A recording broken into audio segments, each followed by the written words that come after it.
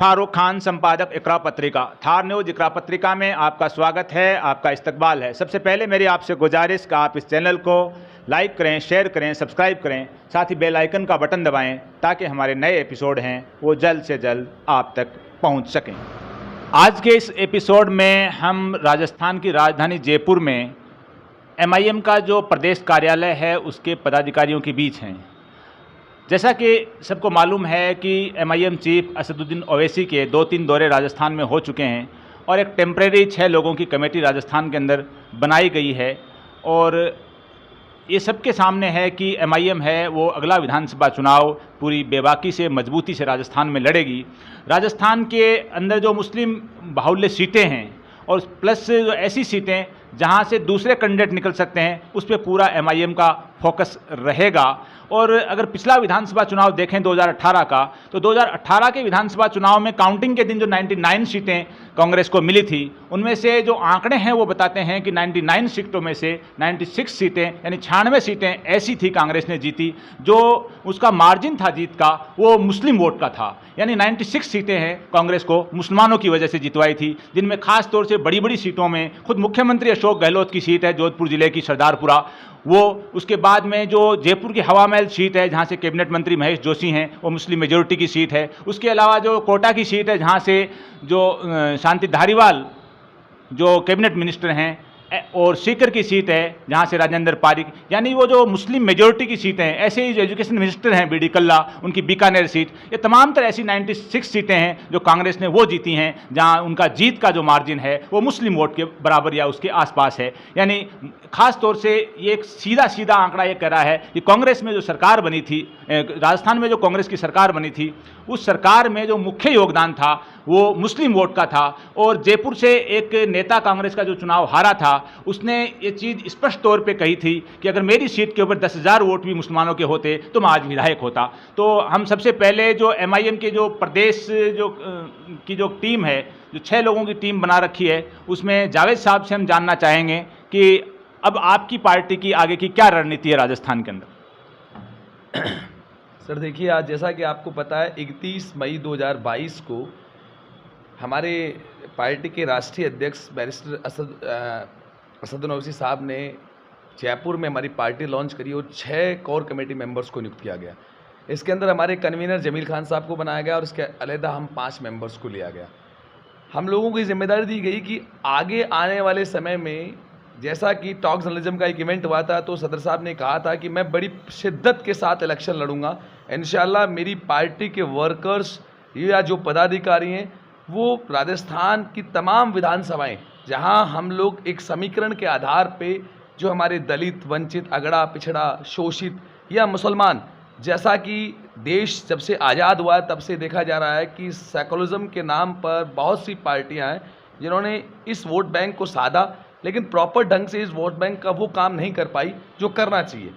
तो हम लोग ये चाह रहे हैं कि राजस्थान में तकरीबन जो भी ऐसे समीकरण जहाँ बनेंगे वहाँ पर हम 2023 के अंदर बड़ी शिद्दत के साथ चुनाव लड़ेंगे इंशाल्लाह और बहुत सी जगह अच्छा रिजल्ट देंगे।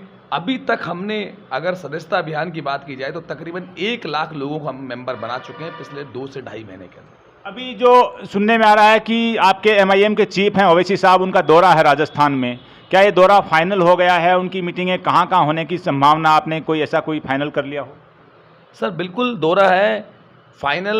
हमारे जो कन्वीनर जमील खान साहब हैं उनके थ्रू आउट फाइनली मान के चलिए आप लगभग 14 और 15 को इंशाल्लाह वो यहाँ पर आ रहे हैं, जिसके अंदर शेखावाटी शेखावाटी का जो क्षेत्र है वहाँ को हम लोग उनको लेके जाएंगे सदर साहब को। जयपुर से पहले सीकर के बाद लक्ष्मणगढ़ के बाद में हम लोग खीरवा, खिमासर, फिर नवलगढ़ में उनकी जनसभा होगी और नेक्स्ट डे हम फतेहपुर के अंदर एक बड़ी जनसभा करेंगे। इसमें जो आप विधानसभा चुनाव लड़ेंगे तो MIM क्या अपने बलबूते पे ही लड़ने की तैयारी कर रही है या जो दिगर छोटी पार्टियां हैं उनसे कोई गठबंधन भी करेगी?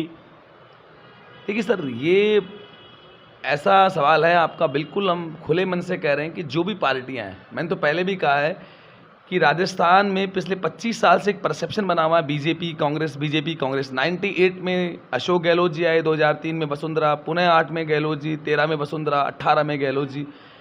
हम तमाम उन पार्टियों से चाहे वो कम्युनिस्ट पार्टी है, चाहे आरएलपी है, चाहे बसपा है, चाहे आम आदमी है, अगर तमाम वो पार्टियां या हमारी एक कहीं आइडियोलॉजी बैठती है इंशाल्लाह, तो हम कोशिश करेंगे कि थर्ड फ्रंट जितना मजबूत होगा, अगर थर्ड फ्रंट में सभी पार्टियां आएंगी तो कोई बड़ी बात नहीं है। जनता बिल्कुल तंग आ चुके हैं इन लोगों से, बीजेपी और कांग्रेस से, क्योंकि दोनों एक ही सिक्के के पहलू हैं। हम पूरी कोशिश करेंगे, यही हमारे सदर साहब के विचार हैं और हमारे जो स्टेट कन्वीनर है जमील खान साहब, यही थ्योरी उनकी है कि बिल्कुल। आपकी जो खुद की विधानसभा सीट है सीकर जिले की लक्ष्मणगढ़, उसी सीट से जो पीसीसी अध्यक्ष गोविंद सिंह डोटासरा वहाँ से विधायक हैं, आपके यहाँ क्या ऐसा कोई ऐसी चीज़ें हैं कि उनसे बड़ी नाराज़गी है खासकर मुस्लिम कम्युनिटी में, और वो डोटासरा के खिलाफ कोई बड़ा अभियान चलाने की या एमआईएम के फेवर में कोई बड़ा मूवमेंट चलाने की वहाँ कोशिश करेंगे? सर देखिए, हमारी किसी से व्यक्तिगत कोई दुश्मनी नहीं है। हमने डोटासरा जी बिल्कुल एक सिंपल परिवार से थे, वकील थे, हमारे साथी भाई थे। 2005 में प्रधान बनते हैं लक्ष्मणगढ़ से, उसके बाद 8 के अंदर विधानसभा चुनाव होता है, उसके अंदर माइनॉरिटी जो अक़लियत का वहाँ पर उस वक्त की बात करूँ 32,000 वोट था। हमने 80% वोट डोटासरा जी को पोल किया और महज 34 वोट के अंतराल से 2008 में वो जीते। 13 के अंदर जब पूरे देश के अंदर मोदी में माहौल था, मोदी लहर थी, कांग्रेस खुद बिल्कुल पतन पे आ चुकी थी, 21 सीटें मिली, वहाँ से हमने गोविंद सिंह डोटासरा को वापस पुनः माइनॉरिटी का उस वक्त वोट बैंक 36,000 था, हमने 32,000 वोट पोल करके 11,000 से उनको जिताया, कुल टोटल 55,000 वोट उनको मिले। अगर मैं बात करता हूँ 2018 में वही स्थितियाँ रही, लेकिन बात यह है कि हम कांग्रेस को वोट कर रहे हैं या किसी गोविंद सिंह डोटासरा को या राजेंद्र पारीक को या हाकम अली को, फ़र्क कुछ नहीं है। एक्चुअली वोट करने के बाद इस देश की माइनॉरिटी, इसमें अल्पसंख्यक में मुस्लिम की मैं बात कर लूँ, जिनकी क़यादत राजस्थान के अंदर लगभग 12 से 13% है, ये अपने आप को ठगा हुआ महसूस कर रहे हैं।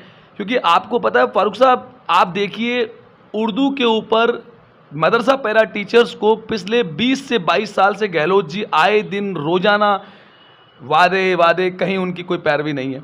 बात करें अक़लियत की जो स्कूलें हैं, जैसे हम जयपुर की बात करें, जयपुर में किशन पोल, आदर्श नगर, हवा महल, सिविल लाइन, यहाँ पर उर्दू की जो पढ़ाई है 2018 से उर्दू की क्लासें नहीं लग रही हैं। कोरोना काल में इवन दो सब सब्जेक्ट की क्लासें लग रही थी, लेकिन उर्दू की क्लास नहीं लगी, उर्दू को बिल्कुल ख़त्म कर दिया। जबकि यहाँ के तत्कालीन शिक्षा राज्य मंत्री गोविंद सिंह डोटासरा उस वक्त शिक्षा मंत्री थे। हमने लक्ष्मणगढ़ वालों ने उनको जिताकर भेजा इस उम्मीद के साथ कि वो लक्ष्मणगढ़ के साथ साथ पूरे राजस्थान की पैरवी करेंगे। मतलब बदनसीबी देखिए कि गोविंद सिंह जैसे नेताओं को अहंकार आ गया, वो माइनॉरिटी की बात नहीं करना चाहते, माइनॉरिटी का वोट लेना चाहते हैं, माइनॉरिटी के वोट पे नेता बनना चाहते हैं, लेकिन माइनॉरिटी के जब कहीं उनकी परेशानियों की या कहीं उनके सवालात की बात आती है, तो चाहे अशोक गहलोत जी हों, चाहे डोटासरा जी हों, चाहे राहुल गांधी जी क्यों ना हो, ये सिरे से माइनॉरिटी को नकार देते हैं। इसी वजह से इस माइनॉरिटी के मन में एक बहुत बड़ा दर्द है कि क्यों ना हम लोग एक बार ऐसी पार्टी के साथ, ऐसे लीडर के साथ जाएं जो बेबाकी से, चाहे आप अखलाक का मामला ले लीजिए, जुनैद का ले लीजिए, 3 तलाक ले लीजिए, हिजाब ले लीजिए, या नुपुर शर्मा द्वारा विवादित टिप्पणी का मामला ले लें, हर जगह हमारी बेबाक आवाज़ कोई पूरे हिंदुस्तान के अंदर है तो बैरिस्टर असदुद्दीन ओवैसी साहब है, जो एक संसद के अंदर वाहिद एक नेता है। बाकी सेकुलर पार्टियों में नेताओं की कमी थोड़ी है, कोई कांग्रेस का नहीं बोल रहा है, तृणमूल कांग्रेस का नहीं बोल रहा है, आम आदमी का नहीं बोल रहा है, कोई नेता नहीं बोल रहा है। यानी इस देश के अंदर मुसलमान के वोट लेने से मतलब है उनकी बात, जो संवैधानिक तौर पे इस बात का हमें अधिकार दिया गया है कि जो गरीब तबका है, वंचित तबका है, पिछड़ा तबका है, उनके अधिकारों का संरक्षण होना चाहिए। और ये सरकारों की जिम्मेदारी बनती है। अगर उनके अधिकारों का संरक्षण नहीं होता है तो इसके लिए सरकारें जिम्मेदार है। और बहुत सी सेकुलर सरकारें, राजस्थान में ही नहीं पूरे देश में आज तक का अगर इतिहास देंगे 75 साल तक का, तो मेरे को जहाँ तक लगता है मुसलमान वर्ग को एक तरह से सियासत से दरनिकार किया गया है। मुसलमानों को पूरी तरह से सेकुलर जमातों ने ठगा एक तरह का आपका। जी, एडवोकेट मुजाहिद साहब जो एमआईएम स्टेट कमेटी के मेंबर हैं, हम उनसे जानना चाह रहे हैं। मुजाहिद साहब, आप जयपुर में ही रहते हैं और जयपुर के अंदर 4 सीटें ऐसी हैं जो इनको मुस्लिम मेजोरिटी की कह सकते हैं हम, तो आप लोगों की ऐसी क्या तैयारी है कि इन 4 सीटों पे या पूरे राजस्थान पे आप जो चुनाव लड़ेंगे, तो ऐसी कौन कौन सी सीटें हैं तो जयपुर और जयपुर के आसपास जहां आपकी तैयारी चल रही है? देखिए, तैयारी तो हमारी पूरी राजस्थान में है। अभी जैसा आपको वकील साहब ने बताया कि 31 मई 2022 को हम लोग यहाँ आए हैं और आने के बाद अभी हमारा पूरा एक अभियान चल रहा है, सदस्यता अभियान, उसकी ओर हम अग्रसर हैं। लेकिन ये हमने तय कर लिया है कि 2023 का चुनाव हम बड़ी हिम्मत से और अपनी पूरी ताकत को लगाते हुए हम इसके अंदर लड़ेंगे। ये चुनाव खाली मुसलमान के बलबूते पर ही हम नहीं लड़ेंगे, बल्कि हम हमारे साथ जो दलित वंचित लोग हैं, राजस्थान के जो सताए हुए लोग हैं, बीजेपी के द्वारा भी, कांग्रेस के भी द्वारा भी, हम उन सभी ऐसी पार्टियों के साथ गठबंधन करके इंशाल्लाह पूरे राजस्थान में जम के हम इलेक्शन लड़ेंगे। जहां तक जयपुर का आप सवाल कर रहे हैं, जयपुर तक की हम मुसलमानों की इन 4 सीटों तक ही सीमित नहीं रहेंगे। हम ये देखेंगे अगर वो सीटें जिनके अंदर दलित वंचित समाज भी है और उनके और कोई सीट निकलते, हम उनके साथ लगकर, उनके साथ मिलकर और भी सीटें लड़ने का पूरा प्लान बनाएंगे। एमआईएम है वो मुस्लिम के अलावा अन्य समाज के नेताओं को भी टिकट देगी, उनको मैदान में उतारेगी। ज़्यादा से ज़्यादा हम पूरी कोशिश करेंगे कि वो लोग जो चाहे भीम आर्मी से जुड़े हुए हों, चाहे वो और बीएसपी से जुड़े हुए, अगर उनके साथ हमारा गठबंधन होता है तो हम लड़ेंगे, लेकिन उनके लोगों को हम हमारी एमआईएम में लाने की कोशिश करेंगे। हमारी विचारधारा हम उन्हें बताएंगे और उनके साथ मिलकर हम इंशाल्लाह पूरे राजस्थान के अंदर इलेक्शन लड़ेंगे। राजस्थान के अंदर 5 साल कांग्रेस और 5 साल बीजेपी के राज की एक परंपरा है और वक्फ जायदाद से भी आप लोग जुड़े हुए हैं सोशल वर्क के तौर पे। तो इन दोनों पार्टियों के राज में वक्फ जायदाद है पूरी तरह से एक तरह की बर्बाद हुई हैं। तो आप लोग मौजूदा सरकार पे वक्फ जायदाद को लेकर के, या आपकी पार्टी अगर पावर में आएगी, वक्फ जायदाद के लिए क्या कर सकती है? देखिए, वक्फ जायदाद जैसा कि फारूक साहब आपको मालूम है, हिंदुस्तान के अंदर रेलवे के बाद अगर सबसे ज़्यादा किसी के पास जायदाद है, सबसे ज़्यादा किसी के पास प्रॉपर्टी है, तो वो वक्फ प्रॉपर्टी पूरे हिंदुस्तान में। अगर पूरे हिंदुस्तान की वक्फ प्रॉपर्टियों को मुसलमान या मुसलमान समर्थित सरकारें या सारी सरकारें अगर अच्छी तरीके से ध्यान दे ले, तो मुसलमानों को किसी के आगे भीख मांगने के, हाथ फैलाने की ज़रूरत नहीं। जहाँ तक वक्फ जायदाद का आपने सवाल उठाया और राजस्थान का उठाया, जयपुर का उठाया, बेशक मैं 1977 से जयपुर में पढ़ने के लिए आया था, आज तक यहाँ पर मुस्लिम हॉस्टल नहीं है। ये हमारी खुद की बेदारी नहीं होने की वजह से ये सारी चीज़ें हो रही है और इंशाल्लाह मैं ये पूरी दावे के साथ आपसे कह सकता हूँ कि अगर हमारी सरकार यहाँ पर आई है तो जितनी भी जायदादें राजस्थान में या हिंदुस्तान में हैं, हम उनको बनाएंगे, हम उनका ज़्यादा से ज़्यादा फ़ायदा उठाएंगे। हम इस बात की गारंटी देते हैं कि एमआईएम अगर आती है तो जितनी भी वक्त की जायदादें उन्हें डेवलप किया जाएगा, उनका विकास किया जाएगा।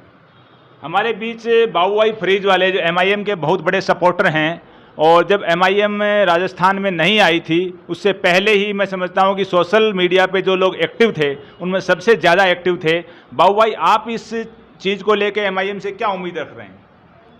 देखिए, एमआईएम का राजस्थान के अंदर लोग काफ़ी टाइम से इंतज़ार कर रहे हैं और कांग्रेस के अंदर जो मुस्लिम कम्युनिटी से लोग जुड़े हैं, वो एक तरह से कांग्रेस ने इन लोगों को ठगा है और अब कांग्रेस के अंदर जितने भी जो माइनॉरिटी हैं, दलित हैं और भी लोग जो जुड़े हुए हैं, वो एमआईएम ज्वाइन करने के तत्पर खड़े हुए हैं। उनसे मेरी रेगुलर कंटिन्यू बात हो रही है और जो बड़े बड़े अधिकारी हैं, कई नेता भी हैं जो टिकटों की डिमांड भी कर रहे हैं, वो आएंगे भी इंशाल्लाह। नहीं, आपके तो कांग्रेस के बड़े बड़े नेताओं से संबंध हैं, क्या उनके दिल में एमआईएम को लेकर कोई दहशत हो रही है? दहशत, पूरी दहशत है एमआईएम को लेकर के और शायद 14 तारीख को आपको देखने को मिलेगा कि वो दहशत खुल के सामने आ जाएगी। नहीं, उनको अपनी हार नज़दीक नजर गई अपनी। बिल्कुल हार 100% उनकी निश्चित है। जी, आज के इस एपिसोड में बस इतना ही। जय हिंद, जय भारत।